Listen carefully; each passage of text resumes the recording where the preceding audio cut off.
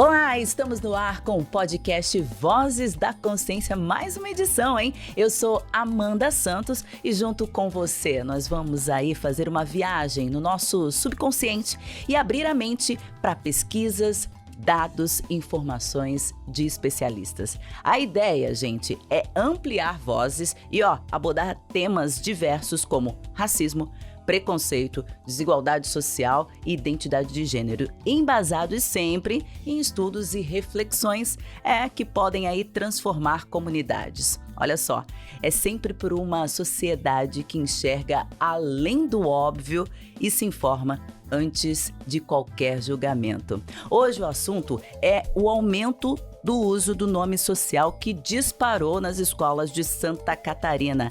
E é lógico que para falar sobre esse assunto eu trouxe aí gente que entende, né? Obviamente. Comigo está o professor Rodrigo Moretti, sociólogo pesquisador na área de ciências sociais em saúde coletiva, com enfoque em diversidade sexual e gênero. Uma honra tê-lo aqui, viu? Eu que agradeço. E também Daniel Stack, pesquisador da UFSC de Gênero e Sexualidade, que compõe aí o NIGS UFSC, Núcleo de Identidade de Gênero e Subjetividade, doutorando em Antropologia Social pela UFSC. Vale lembrar, gente, que esse assunto foi tema aí do nosso portal ND+, feito uma reportagem aí pela Bia Rode, que também é a nossa jornalista que produz aqui o podcast, e a gente trouxe esse debate então para o Vozes da Consciência. Agora, outra coisa que é importante a gente saber, porque geralmente as pessoas perguntam, mas Amanda, o que é um nome social, né? Nome social é o modo como a pessoa se auto-identifica e é reconhecida, identificada e denominada na sua comunidade meio social, uma vez que o seu nome civil não reflete necessariamente a sua identidade de gênero, mas é lógico que é eles que vão trazer maiores informações, porque são eles os especialistas. Eu já começo falando, né? A que se refere esse aumento, né? Porque as pessoas falam muito do aumento, mas a gente sabe que já tem uma lei vigente, né, Daniel? Queria começar com você. Claro, agradeço pelo convite, é um prazer imenso estar aqui.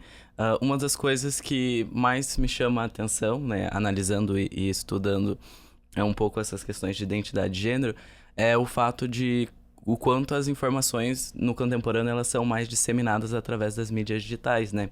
A gente tem o livro da professora Letícia Lanz, que é uma mulher trans, que escreveu um livro que é Transfeminismo, que está na coleção Feminismos Plurais, e que ela vai mostrar o quanto a internet ela teve um impacto central para o diálogo e para a construção desse campo de estudos dentro do transfeminismo.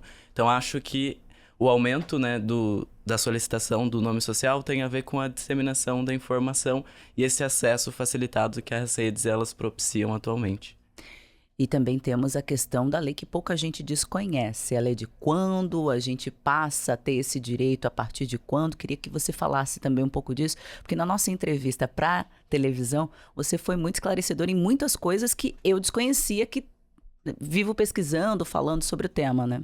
Então, para a consolidação da lei, tem que voltar um pouco dentro de alguns percalços históricos, porque você tem como marco essencial a normativa 2803 de 2013, que é conhecida como processo transexualizador no âmbito do SUS, que daí dá acesso a tratamentos hormonais e cirúrgicos pelo SUS. Aí, a partir disso, a gente tem, depois desse outro marco, duas outras resoluções, que uma é a de 2014, que aí autoriza o uso do nome social, de modo autárquico dentro dos cartórios. Pois antes dessa normativa, a pessoa ela tinha que passar por procedimentos cirúrgicos e fazer uma solicitação dentro do Ministério Público para retificação dos documentos ou para conseguir o nome social. E muitas vezes as pessoas passavam por certas inspeções dentro do IML, diversos constrangimentos desnecessários. E também tinha que ter feito todos os tratamentos, seja cirúrgicos quanto hormonais. Então, essa normativa de 2014, ela é um marco porque ela coloca de modo autárquico a pessoa fazer essa solicitação do nome social no cartório, assim como também fazer a retificação dos documentos oficiais também de modo autônomo no cartório. Beleza, agora a gente acabou pegando um apanhado ali da lei, mas para ver essa transição, essa burocracia, ela também tem um impacto emocional, né? Rodrigo, queria que você falasse, enquanto pesquisador, né? Porque não é só a questão de tomar a iniciativa, né? Eu quero usar o nome social, né? Tem todo esse trâmite que mexe muito com a cabeça tanto do trans como do entorno, da família, enfim, Sim, né? sim. Uma coisa importante da gente entender, Amanda, e agradecendo a oportunidade também de estar aqui com vocês, né? É que qualquer grupo que não siga exatamente as expectativas sociais vai sofrer discriminação, né? Então esse é um ponto importante. E, claro, né, a gente tem inúmeras na sociedade, e entre elas a questão da diversidade sexual e, nesse campo, a questão da transexualidade. Então, se a gente parar para pensar um pouco, né, a vida de quem não está muito adequado dentro dessas expectativas, né, qualquer elemento acaba sendo motivo de preconceito ou de tensionamento, né? No caso específico das pessoas trans, a gente sabe que, assim, grande parte delas vai procurar a transição física, né, através do uso de hormônio, através de técnicas, né, como questão de vestimenta, né, mas isso é só um aspecto da vivência dessas pessoas. Um dos outros aspectos, na verdade, que se refere muito a essa questão do nome social, é o jeito que elas são chamadas e tratadas, né. Então, se de repente qualquer ser humano, né, tem alguma característica que não é aquilo que me faz bem, e as pessoas me chamam por aquela característica, é lógico que isso vai ser um motivo de estresse, de tristeza, às vezes levando a depressão, e no caso das pessoas trans isso é mais agudo, porque essa aparente diferença que elas têm, né, por toda a questão da readequação de como a sociedade as lê, né, como homem ou mulher.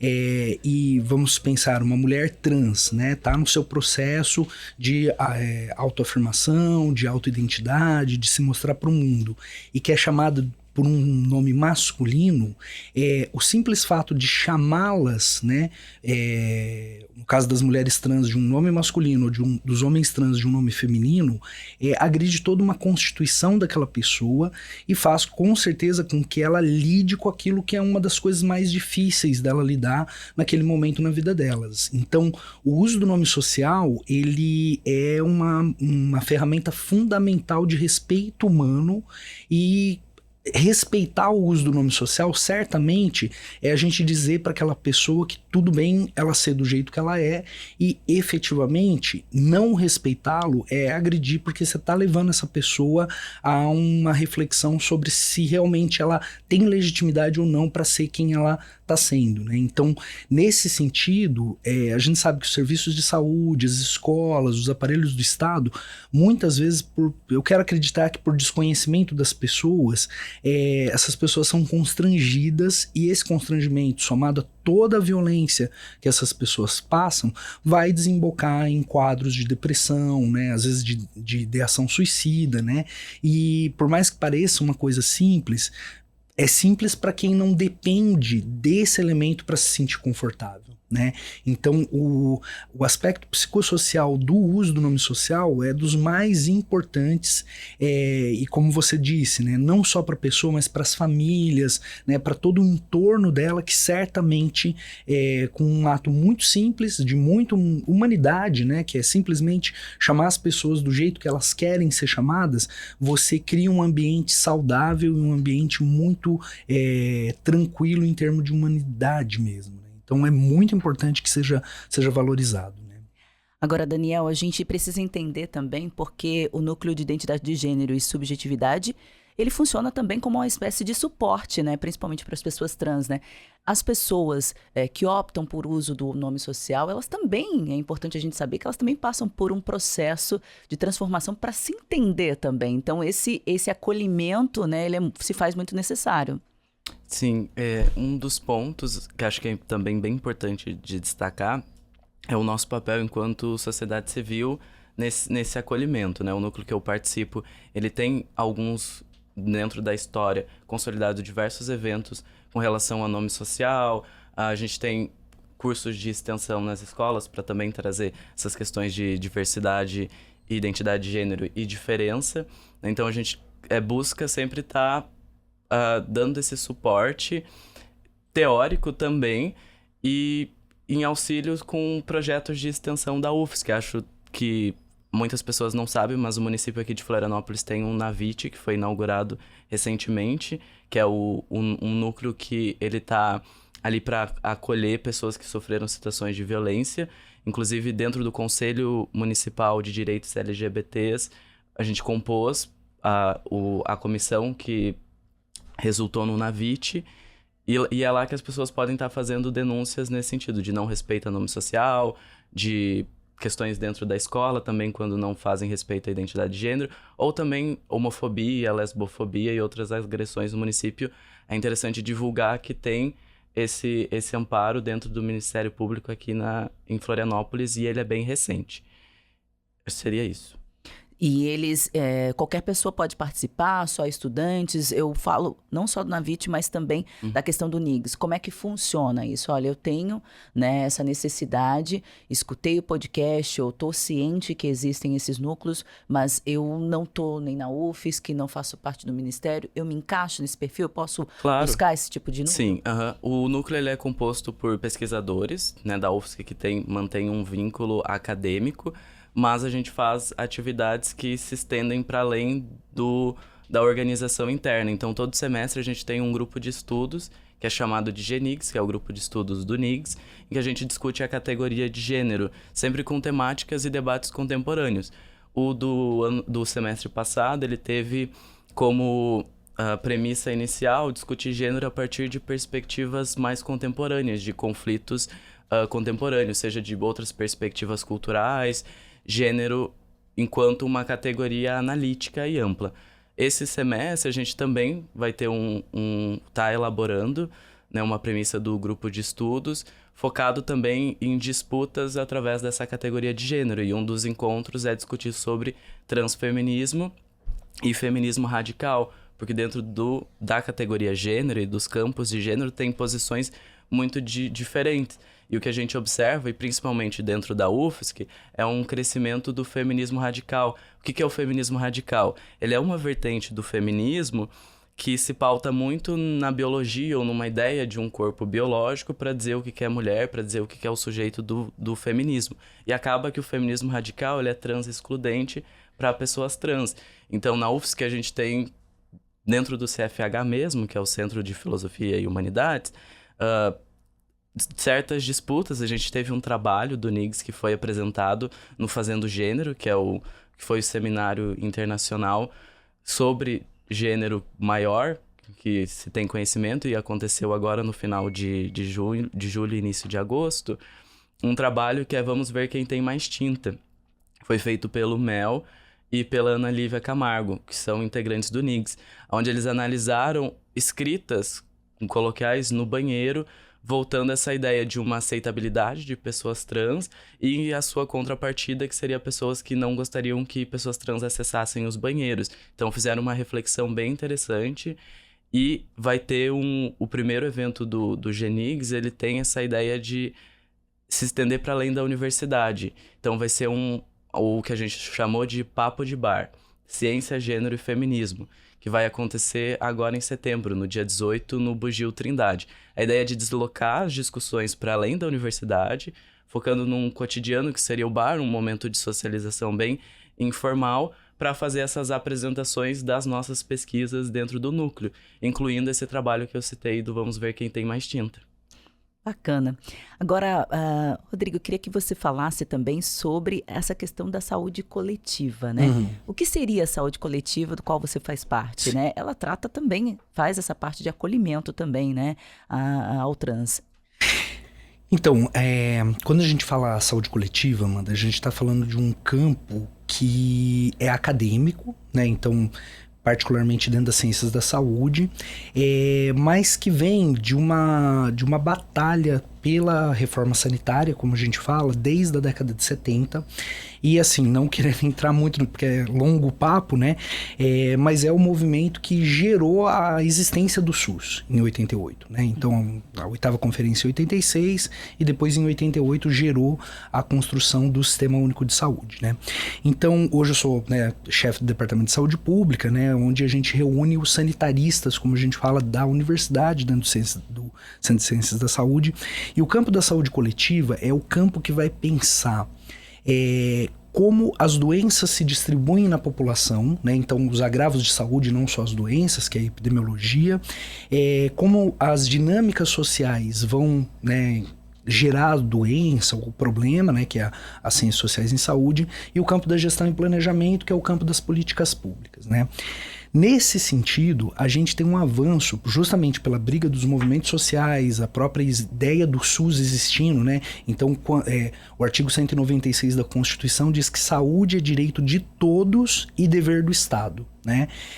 Esse dever do Estado gera a possibilidade e a necessidade de políticas públicas para as diversas populações. E aí a saúde coletiva vai há muitos anos, na verdade décadas, batalhar pela inclusão de mulheres, inclusão de minorias e nos últimos 15 anos a inclusão das pessoas trans dentro das políticas públicas de saúde. Então a gente tem a constituição de uma política nacional de saúde LGBTI+, né? O LGBTI+, que eu estou utilizando é por causa da Associação Brasileira de Pós-Graduação de Saúde Coletiva, né? A Abrasco, que utiliza essa denominação. E a partir da constituição dessa política, a gente teve uma série de avanços, mas ainda muito tímidos em relação às pessoas trans, né? O principal deles é a existência do processo de redesignação sexual. O termo é horrível, mas entre aspas, a transexualização, como as pessoas entendem mais fácil, né? E essa política está em revisão justamente porque pelo Ministério da Saúde, né? Porque ela não atende adequadamente todas as necessidades da população trans. Então, se a gente for pensar nas pessoas trans, tem aquelas sim que vão querer fazer cirurgia, que vão querer se redesignar, entre aspas, né? E modificar, né, seu aparelho genital externo para estar readequado dentro daquilo que elas são. Mas tem algumas pessoas que vão querer o hormônio, simplesmente sem a cirurgia, e outras que são até mais críticas em relação a esses padrões, que não vão estar tão preocupados com essa aparência. Mas o que une todas essas pessoas trans é a necessidade de serviço de saúde, né? A possibilidade e tanto educação quanto saúde garantido a elas pelo artigo 196 da Constituição, inclusive. A partir disso, várias iniciativas no país foram acontecendo. Uma delas, das mais importantes, é o chamado Ambulatório Trans aqui de Florianópolis, onde essas pessoas têm espaço e que é o quê? É uma agenda específica, numa unidade específica no centro da cidade, em que essas pessoas são atendidas, não só na perspectiva da hormonioterapia, mas geral de saúde. Quando o Ambulatório Trans foi implantado há 10 anos, e eu acompanhei a implantação, assim como muita gente ali da UFSC, os médicos esperavam, Amanda, que a grande busca seria por hormônio. E realmente, uma grande parte era. Mas eram coisas básicas, como unha encravada, cefaleia de 3 anos sem cura, porque as pessoas não conseguiam ir ao serviço de saúde por medo de serem ofendidas. E aí a gente volta lá no começo do podcast, cujo o instrumento mais importante disso é a pessoa ter certeza que o nome social vai ser respeitado num atendimento médico, por exemplo, né? Hoje também, aqui a partir do CCS, né, do Centro de Ciências da Saúde, a gente está desenvolvendo em parceria com a Prefeitura o primeiro levantamento de saúde bucal trans do mundo. Não existe uma previsão sobre como funciona a saúde bucal das pessoas trans, e aí terminamos a etapa Florianópolis e agora vamos começar em 5 capitais do país, em ambulatórios semelhantes que existem.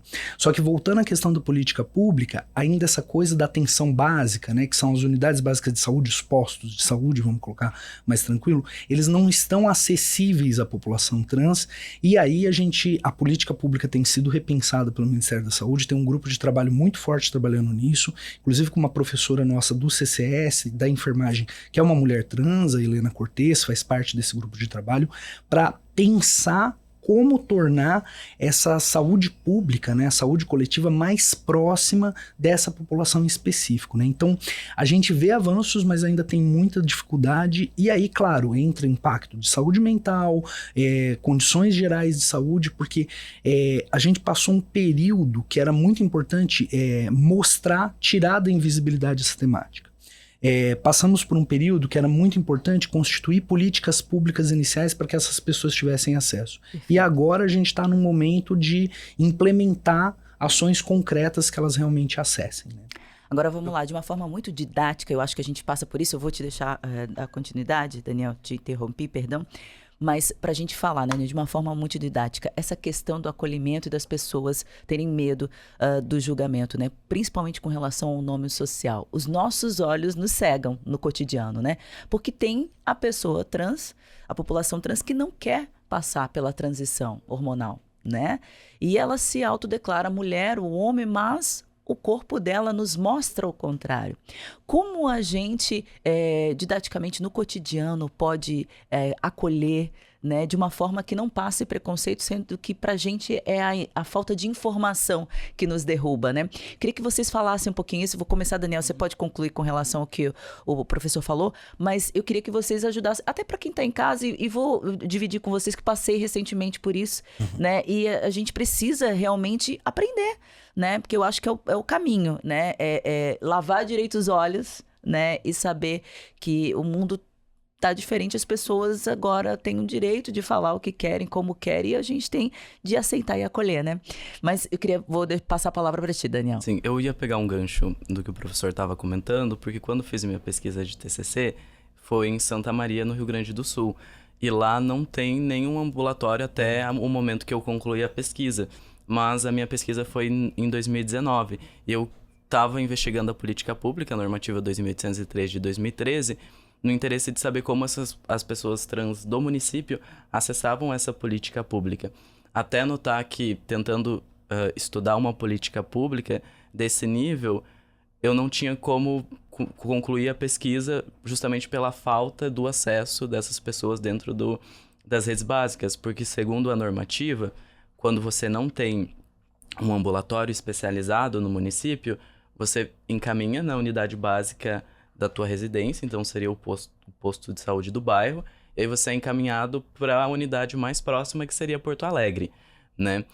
E muitas pessoas que eu entrevistei, elas não chegavam a solicitar, ou quando solicitavam, lidavam com o desconhecimento e também com o preconceito dos profissionais de saúde. Tem algumas cartilhas que foram lançadas pelo Ministério da Saúde, a cartilha para saúde da população negra, pessoas em situação de rua, ciganos, e dentro dessas também para a população LGBT. Porém, esses profissionais não buscavam essa formação, que ela não acontece de maneira curricular. Dentro dos currículos das universidades, você tem disciplina, o professor pode falar muito melhor sobre, mas você tem disciplinas na saúde voltadas, mas geralmente elas são optativas, talvez não tenha tanto interesse dos alunos em si, e aí isso faz com que a pessoa leve certos preconceitos particulares para dentro do atendimento. E aí um dos relatos de uma interlocutora que eu tive foi que ela sofreu negligência médica. Ela nem era por questão de tratamento hormonal, ela tinha asma, precisava fazer nebulização, não foi atendida pelo nome social, ficou esperando, sofreu violência, porque quando a gente fala do não respeito à identidade de gênero, e aí o não uso do nome social, a gente pode pensar numa ideia de uma violência que ela é simbólica, que ela não é física, mas ela ainda assim é um tipo de violência. E aí ela ficou esperando 3 horas pelo atendimento, que não teve sucesso, voltou para casa, e aí ela relata que depois disso ela nunca mais procurou uma unidade básica de saúde.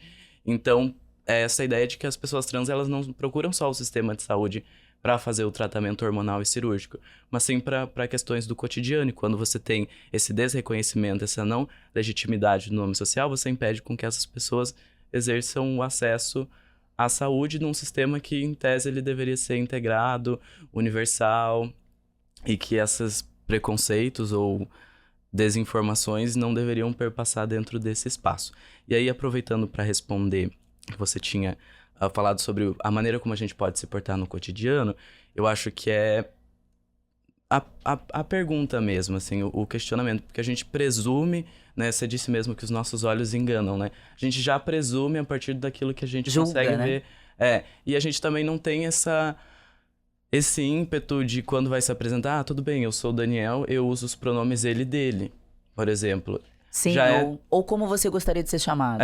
A gente não tem esse hábito. Por quê? Porque somos pessoas cisgêneras, né? E aí, a Viviane Vergueiro trabalha com essa ideia de sistemas e legais, acadêmicos, e uma ideia de uma cisnormatividade que vai perpassar os nossos olhos também. Essa ideia que a gente sempre vai tentar encaixar essas pessoas no espectro, ou como a gente está dentro dessa norma, E aí, tendo privilégios, né, com relação a isso, a gente não vai fazer esse exercício de se questionar. A gente já vai presumir, num primeiro momento, aquilo que a pessoa é, sem dar oportunidade para ela não ser, né, uma pessoa cis. Então, quando se tem traços masculinos, a gente já vai automaticamente querer tratar como pronome ele, dele.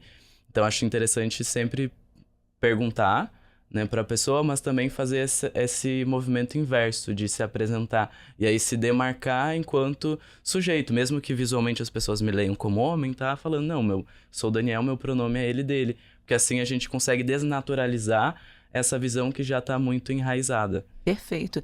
Isso então serve, né, para esse acolhimento, esse primeiro atendimento, enfermeiras, médicos, né? Eu queria só acrescentar uma coisa que assim, Amanda,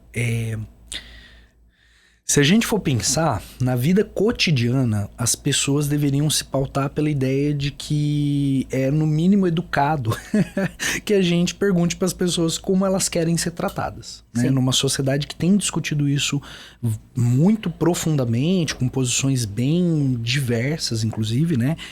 Mas os serviços públicos, eles têm a obrigação de tratar as pessoas de maneira igual. Uhum. E aí, nessa dimensão, por mais que eu acho que a sociedade como um todo deveria realmente perguntar para as pessoas como elas querem, não dá para a gente ter isso como parâmetro, porque depende de conscientização. Mas em termos dos serviços de saúde, não há como o profissional deixar de perguntar justamente como você quer ser tratada, como você quer ser tratado enquanto pessoa. E isso depende de política pública, né? Então, nesse sentido, a revisão das políticas públicas, o pensamento do funcionamento do serviço, ele é fundamental e uma decisão de cada gestor, porque quando a gente vai analisar o que se precisaria para todas as pessoas trans serem atendidas adequadamente na atenção básica, né, no posto de saúde, eu tenho falado disso muito, porque as pessoas perguntam, né, como que você muda isso? Não é uma mudança muito drástica, depende mais da vontade do gestor e, claro, para não depender da boa vontade dos profissionais com coisas muito pequenas como essa especificamente, né? Porque, por exemplo, em relação ao uso de hormônio, a gente não tem garantia legal da existência do uso de hormônio na atenção básica, a não ser no processo transexualizador. Hoje, pela política vigente. Então, mesmo que a pessoa procure, no caso aqui de Florianópolis, era um projeto da Fiocruz que mantinha essa entrega dos hormônios. Terminou o projeto, não tem mais como entregar, né? Então, e aí, claro, a médica pode prescrever o hormônio na atenção primária, só que essa pessoa trans vai ter que adquirir com o dinheiro dela. E aí precisa de mudança de política pública mesmo, e pensando nisso, assim, o que é da boa vontade tem que ser, num certo sentido, normativo em termos do funcionamento do sistema, né? Então, são dois assuntos até que a gente vai trazer aqui ao longo do podcast, né? O primeiro, a importância do respeito, né? À iniciativa de querer usar o nome social, mas também, falando agora em hormônio, o professor deixou aí quicando, não tem como passar, né? Desde dezembro, que não tem mais disponível, né? No ambulatório trans a questão dos hormônios, né? E aí, qual é o impacto disso? A pessoa que está em transição, né, está finalmente passando pelo processo que tanto, né, para, enfim, né, estou aqui falando, né, mas, enfim, poder, quem sabe, ser respeitada, né, porque visualmente falando ela já vai começar a ser vista da forma que ela gostaria, parou o processo no meio do caminho. Como é que fica o emocional da população trans sem esse suporte, partindo do princípio que deram um start, já estão no meio do processo? Então, esse é um assunto ultra delicado, porque tem um aspecto emocional, claro, porque a pessoa vai ficar instável e com, né, incerteza se ela vai continuar o processo dela, porque o hormônio, você está utilizando, você para de utilizar, reverte aquele quadro ao longo do tempo, né? Não é tão rápido, mas reverte. Ao mesmo tempo, enquanto gestão municipal, eu não sei, eu não lido com isso diretamente, mas pensando em termos do fluxo de funcionamento de qualquer prefeitura, não é uma decisão própria da secretaria tão tranquila, assim, de tipo, vamos comprar hormônio, porque primeiro que você tem um recurso super finito para coisas infinitas, e aí entra naquela discussão qual é a população maior atingida, e aí, claro, a população trans vai ser numericamente menor, então não vai ser uma priorização, a não ser que tenha decisão por isso, né? O gestor municipal ou estadual não tem dotação específica para a compra desses hormônios, a não ser específico nesse quadro da política atual.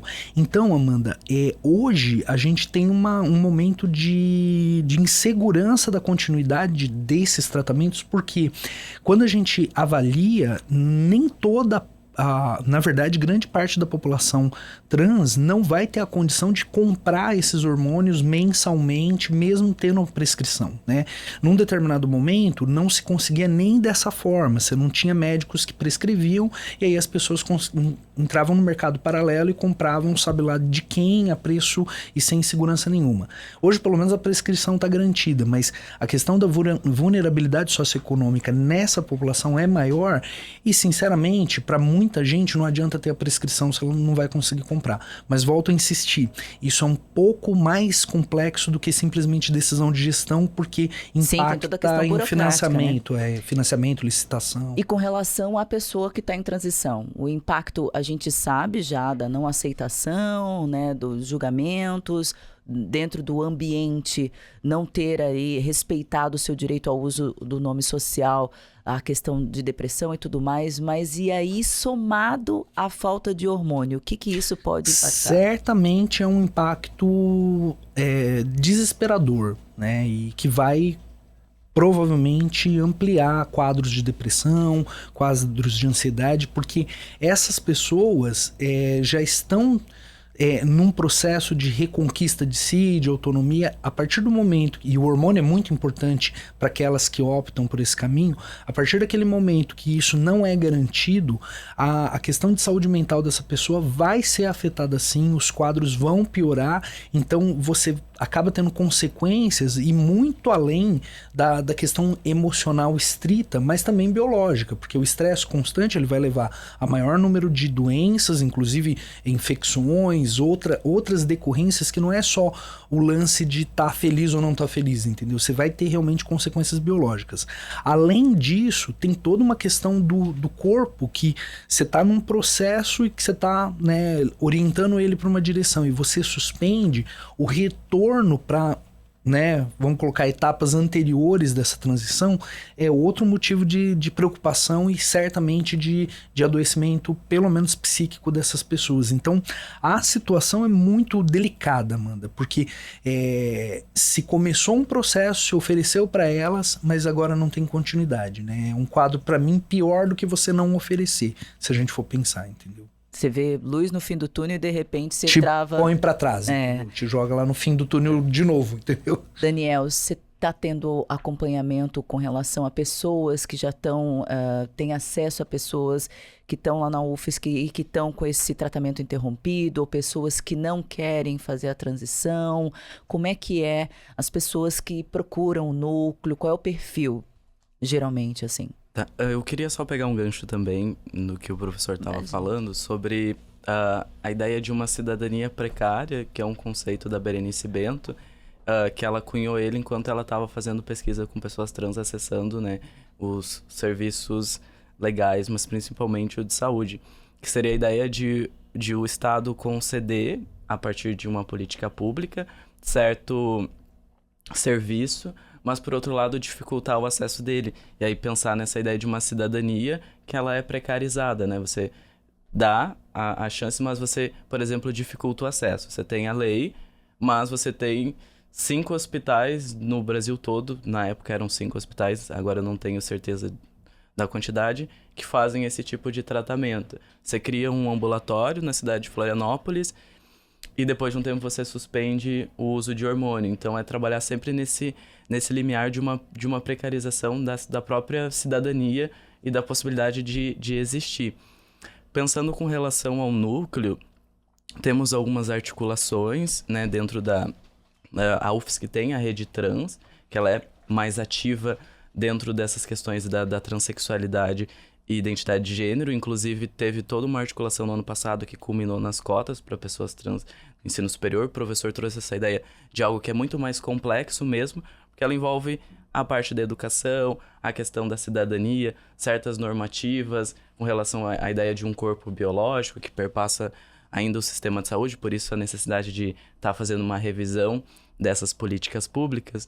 E a Rede Trans, ela tem uma parte de acolhimento para essas pessoas e também uma possibilidade de convívio e de contato. Quando a gente pensa no ensino superior, você tem os dados mais recentes da ANTRA, que vão colocar que 80% das pessoas trans não concluem ensino médio, né? E desses 20% que concluem ensino médio, 0,02% ingressam no ensino superior.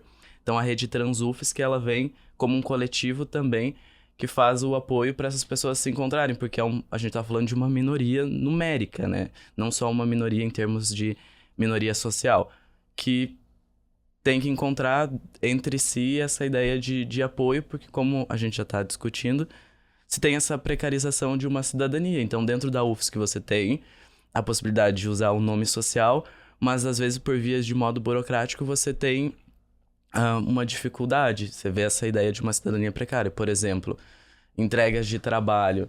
Você passa a graduação toda utilizando o teu nome social e quando você entrega teu trabalho para a biblioteca, em alguns casos vai com o teu nome no registro civil. Não tem respeito do nome social. A questão do diploma também foi uma das questões de discussão, porque chega nesses momentos, acontecem essas violências que são perpetuadas dentro do sistema mais burocrático da universidade. E não só da universidade, mas também da escola, de outras instituições que, em tese, como o professor estava comentando, deveria ter um tratamento isonômico para todos os sujeitos.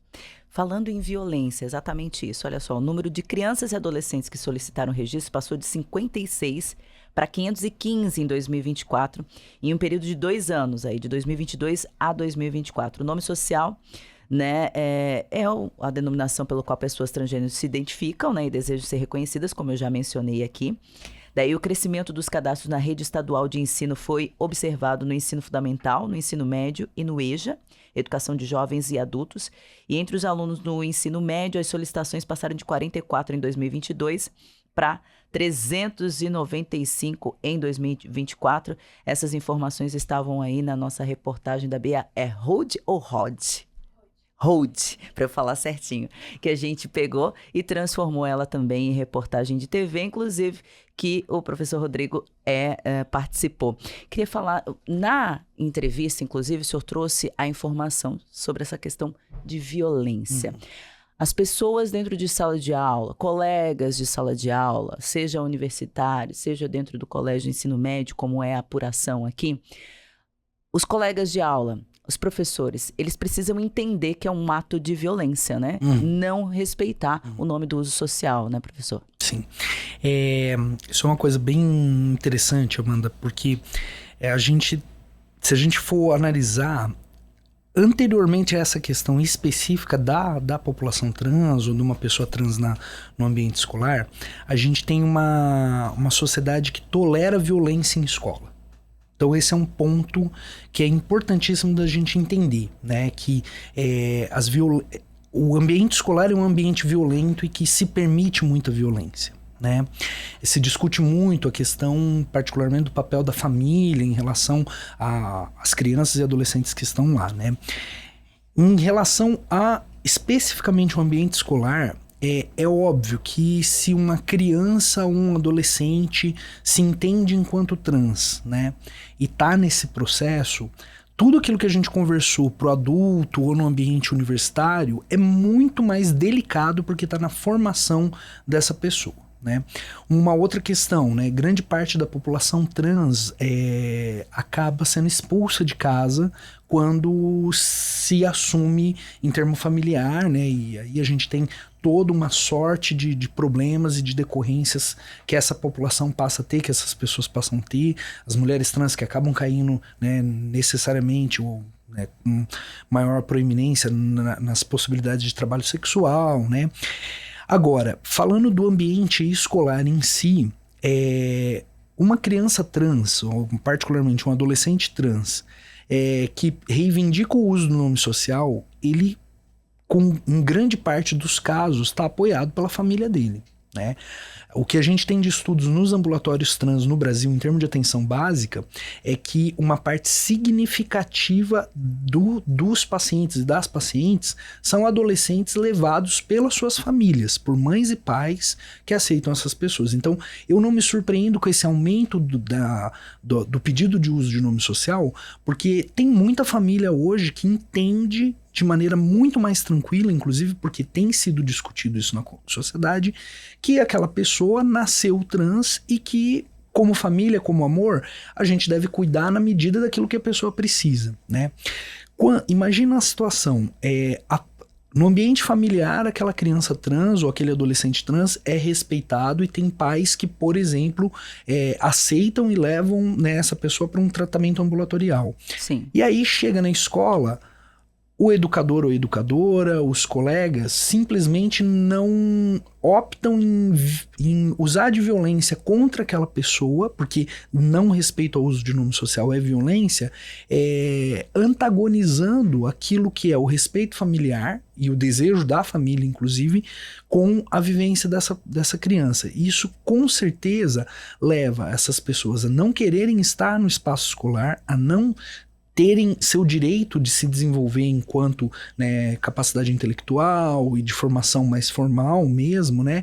E isso vai impactar diretamente no transcorrer dessa pessoa. Então, se a gente for pensar no panorama da violência, além da violência imediata de ser desrespeitada, de ser desrespeitado naquilo que aquela pessoa esse ambiente não acolhedor e de respeito, não é nem se aceita ou não, mas de respeito pelo aquilo que a pessoa ele impetra violência a médio e longo prazo, porque é como se você estivesse dizendo para aquela pessoa que ela não pode ou não tem os mesmos direitos de desenvolvimento pessoal que qualquer colega, que qualquer estudante que esteja ali com ela, né? Então, é um nível muito agudo e que a educação não tem nem direito e não pode ser pautada nesse tipo de panorama, porque você está interditando vidas, literalmente, e jogando essas pessoas na possibilidade de criminalidade, de trabalhos que são extremamente precários, porque é a única opção que lhes serve, né?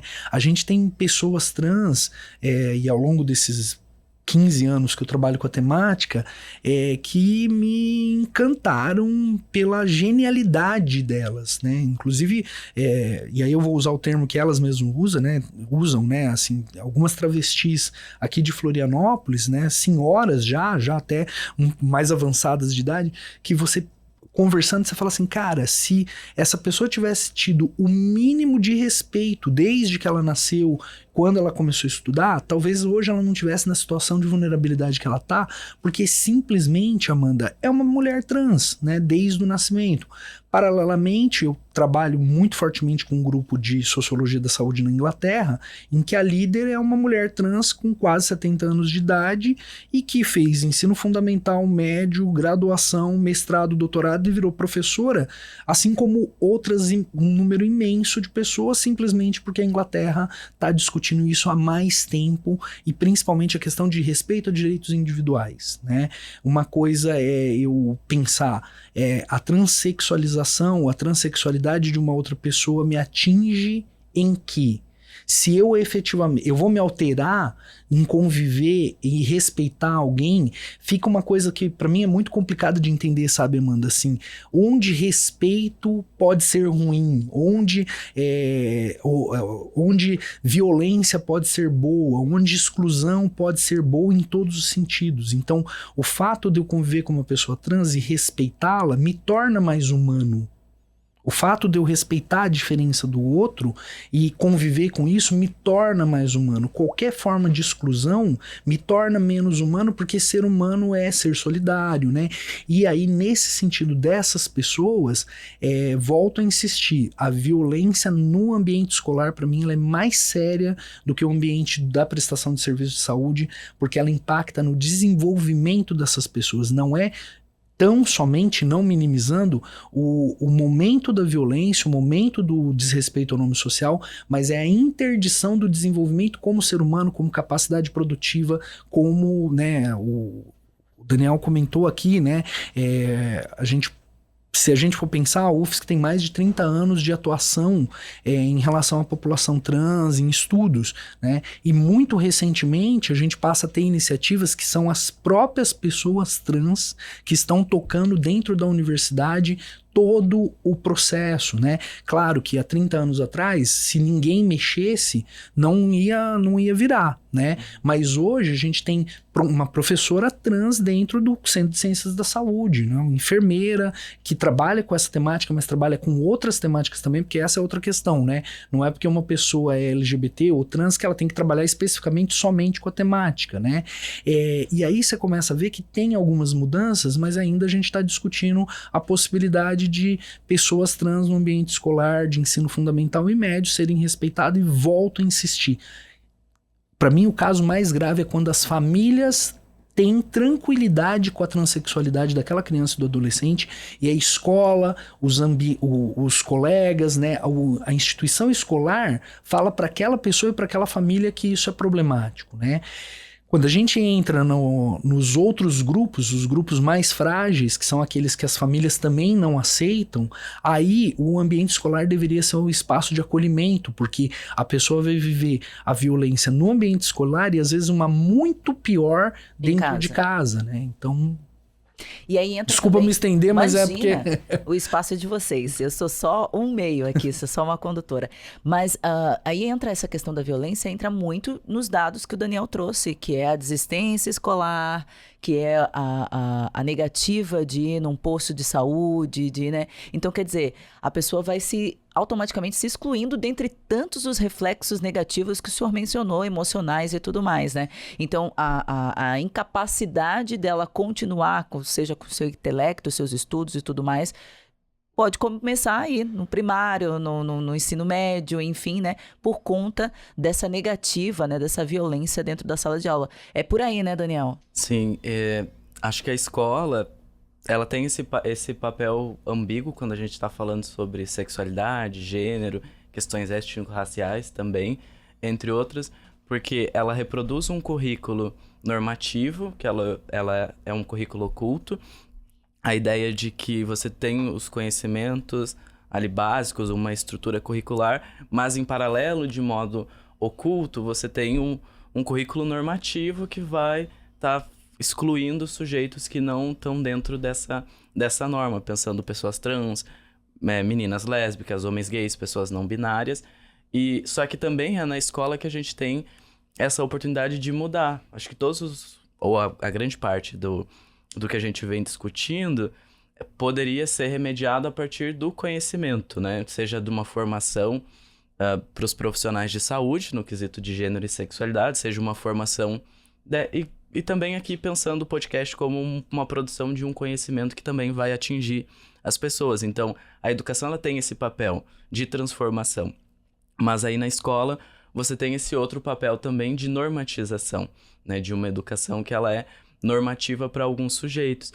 E é bem complexo alguns casos que chega, por exemplo, para o Conselho Municipal de Direitos LGBTs busca sempre estar atuando dentro das escolas em casos de homofobia, transfobia, lesbofobia, e que tem essas posições que são até ambíguas, divergentes, de alguns casos, como o professor estava mencionando, da família aceitar a pessoa fazer a solicitação do nome social na escola e a comunidade escolar em si perseguir ou também levantar conflitos, como aconteceu, de que para os colegas era super tranquilo a pessoa usar o banheiro que ela queria, para os professores também. Para os pais dos outros alunos, não era.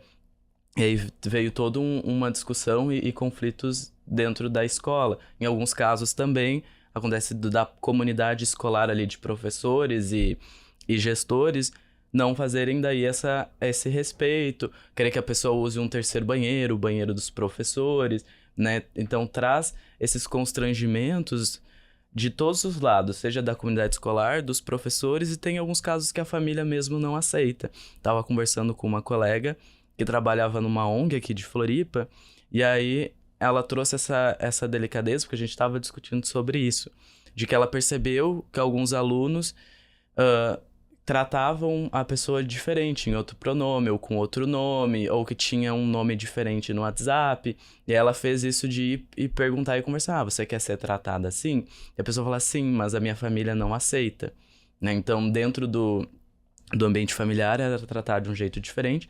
Na escola, os colegas conseguiam respeitar, e a minha colega teve essa sensibilidade de perceber, e aí é algo que a gente não nasce, mas a gente aprende, a gente vai exercitando e fazer o que a gente estava comentando, de perguntar como a pessoa queria ser tratada. E isso faz toda a diferença na permanência dentro do espaço escolar, essa aceitação, esse conforto em ser reconhecido da maneira como se é e que se reconhece. E a gente que estuda, pesquisa sobre o assunto, não nos exclui de não cometermos erros porque fomos criados dentro de uma sociedade machista, enfim, preconceituosa, né? Eu falo isso até para dividir, a gente falava nos bastidores, mas eu acho que é muito pertinente, né? Eu trabalho com a temática social já há algum tempo, faço reportagens de cunho social, preconceito, racial, enfim, trouxe esse assunto para a TV do Nome Social, né, com base na reportagem da Bia, e ainda assim, né, fui pega por um preconceito estrutural, né, usei o pronome errado ao chamar uma pessoa trans. Então, quer dizer, me justifiquei, desculpei, porque eu acho que é isso, né, a gente tem que se colocar nesse lugar de pessoa que erra, enfim. Mas a reportagem acabou não saindo e eu fiquei bem mal, assim, porque foi realmente no corriqueiro ali de usar o pronome, enfim, mas não justifica, né? Eu tenho conhecimento, tenho a informação, perguntei antes, né? Então, não justifica. Mas eu acho que estar aberto à informação é esse, inclusive, o objetivo do podcast, é o que vai nos levar à normatização do assunto, né? Vocês concordam? Então, eu concordo plenamente e queria observar duas coisas. Errar é um problema muito menor do que simplesmente deliberadamente não utilizar os pronomes que são adequados às pessoas. Sim. Né? Até porque, por mais que a gente possa ter, e temos, né, aqui pelo menos nós temos aqui um pensamento crítico de autoaperfeiçoamento de uma sociedade melhor, né, a gente sabe que não é todo mundo que tá nessa vibe, e tudo bem. Agora, se você erra e pede desculpa e você reflete sobre esse erro e não se sinta constrangido, porque até pra gente que tá lidando com a temática, muitas vezes tem os escorregões, né? Essa posição, ela é muito diferente de quem deliberadamente não quer utilizar o nome social. Então, e é importante demarcar essas duas posições, sabe, Amanda? Porque a gente tá sempre aprendendo. E a outra coisa que eu acho que a gente faz um tensionamento, e é importante esse tensionamento, e a sociedade está se modificando lentamente, né, em função disso, né? Se a gente pegar os últimos 30 anos, muita coisa avançou, apesar de ter muito mais para avançar. Há 100 e poucos anos atrás, mulheres e pessoas negras não votavam no país. Sim, e não é nada, né? Em termos de tempo, né? Se for pensar, né? E se a gente for olhar mesmo o voto das mulheres, né? E o voto para todas e todos, isso é muito recente. Mas se a gente colocar num panorama, há 100 anos atrás, ou 100 e poucos anos atrás, falar de voto feminino e de voto de pessoas negras era algo absurdo dentro de uma comunidade brasileira, da sociedade brasileira. Então, claro que 100 anos é muito tempo, mas as sociedades vão alterando, vão se mudando, e aí só retomando um ponto que o Daniel falou para reforçar mesmo, as gerações atuais são muito mais abertas. Inclusive, quem faz com que elas desaprendam inclusão são as gerações mais velhas, como os professores, os educadores que essas pessoas vão tendo contato. Eu acho que não é nem só pai e mãe, né? Então, esse respeito no ambiente escolar, ele é um respeito que é importante para a gente ter uma sociedade menos violenta e mais inclusiva, porque já é natural. Tem alguns estudos que vão apontar, aqui no Brasil e fora do Brasil também, a questão, por exemplo, da homofobia entre crianças, né? E que vão mapear que, tipo, as crianças se xingam utilizando nomes que são, né, depreciativos em relação à homossexualidade, mas Quando a pesquisadora pergunta para as crianças o que é esse nome, a criança nem sabe, ela só utiliza porque ela vê Replica. como xingamento, né? Então, esse outro ambiente, Amanda, é um ambiente que depende de cada um em cada uma colocar a mão na consciência e falar qual é a sociedade que eu acredito. É uma sociedade melhor? Qual é o caminho para ela ser melhor? Menos violenta. E menos violenta é mais inclusiva, né? Vou pegar esse gancho para a gente finalizar, estamos na reta final, o papo aqui com certeza tem para muitos podcasts, mas para pegar esse gancho, né? A gente sempre acaba falando que o futuro do nosso país, da nossa sociedade, são as crianças. Mas para as crianças pensarem, agirem e se comportarem de forma para uma sociedade melhor, a gente tem a nossa participação ali também, né? Então eu queria que vocês falassem para essas pessoas, né? Os educadores, os colegas de trabalho, né? Qual é o conselho que vocês dariam sobre a importância ao respeito do nome do uso do nome social? Acho que primeiro é ter a consciência de que ela é uma lei, né? Acho que é bem importante frisar isso, porque ela te dá respaldo, né, e segurança quando você está no ambiente escolar e você é questionado se você não, do porquê você respeita o nome social, por exemplo. Você está fazendo algo que está com a lei. E ela também te dá a situação inversa, a cobrança quando a pessoa não está seguindo a lei. Então, acho que é sempre muito importante estar fazendo esses usos estratégicos e legais. Tem uma lei, eu estou respaldado pela lei. Eu, enquanto posição de professor, de profissional, eu estou exercendo a minha profissão, então, de acordo com a lei. E a lei prevê, então, que as pessoas que solicitam o nome social sejam respeitadas e utilizem o nome social. E se é uma lei e eu não estou cumprindo, eu também tenho o direito de ser cobrado acerca disso. Professor? Então, refletindo aqui, eu acho que a minha sugestão é que as pessoas meditem sobre alguns pontos, tá? O primeiro deles qual é o meu direito de gerar sofrimento emocional em qualquer outro ser humano, né? Porque isso vai levar aqui, Amanda, a ideia de que se eu não respeito como a pessoa quer ser chamada, eu tô gerando sofrimento nela, né? E é isso que eu tô fazendo. Eu posso não ser consciente, mas eu tenho que ser consciente que o não uso do nome social, o não respeito aos direitos, eu conscientemente tá infligindo sofrimento nessas pessoas. E a segunda reflexão uma sociedade melhor é uma sociedade que as pessoas têm mais ou menos sofrimento. E para mim a resposta é muito clara. Quanto menos sofrimento as pessoas tenham, melhor é essa sociedade. Então, se para a gente diminuir o sofrimento da sociedade eu devo respeitar as pessoas, então não tem por que eu não respeitar o uso do nome social.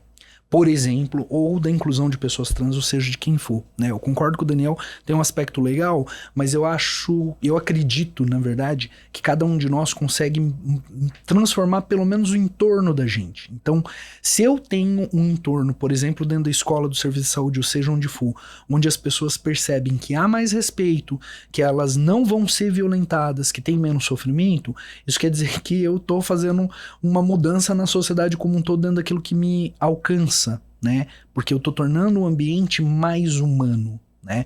Onde é que humanidade tem a ver com exclusão de seres humanos? Os seres humanos são muito diversos.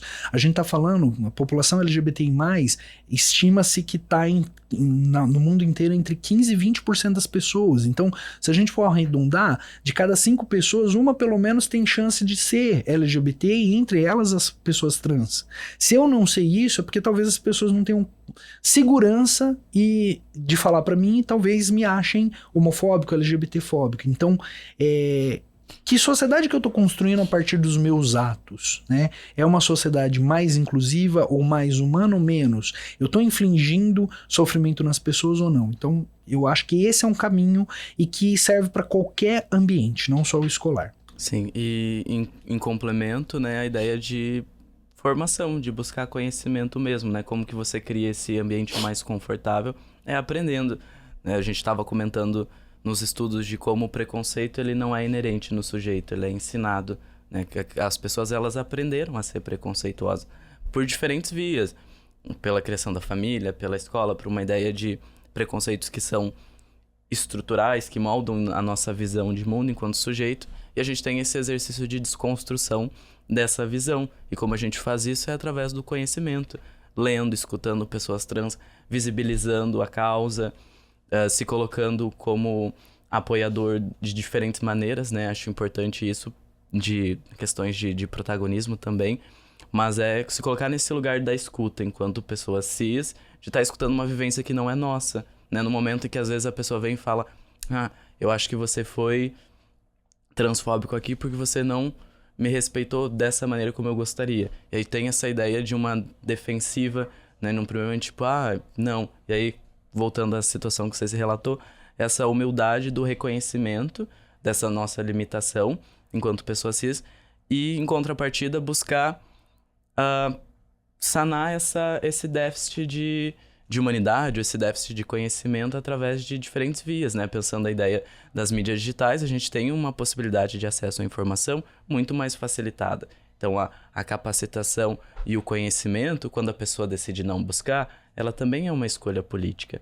A intencionalidade do não respeito ao uso social, ela expõe por diferentes faces o preconceito. Então, acho que visibilizar as pessoas trans que conhecem, ler pessoas trans que estão produzindo, assistir vídeos de youtubers, conseguir dar esse engajamento para que esse conteúdo cada vez mais tenha acesso por outras pessoas, por essas pessoas preconceituosas que precisam.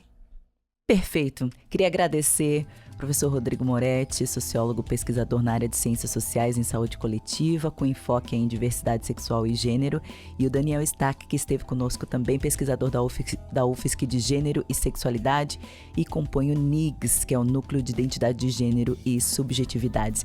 Eu teria muito papo aqui, mas hoje, olha, uma oportunidade única de você ficar com a cuca fresca, mente aberta e entender um pouquinho mais da dor do outro, saber um pouquinho mais quais são as necessidades e por que você deve pensar um pouquinho antes de agir. Quem sabe aquela questão básica de como você gostaria de ser chamado, como eu posso te chamar. Oi, tudo bem? Meu nome é Amanda e agora uso o pronome dele, dela e também para ela, enfim, ela e dela.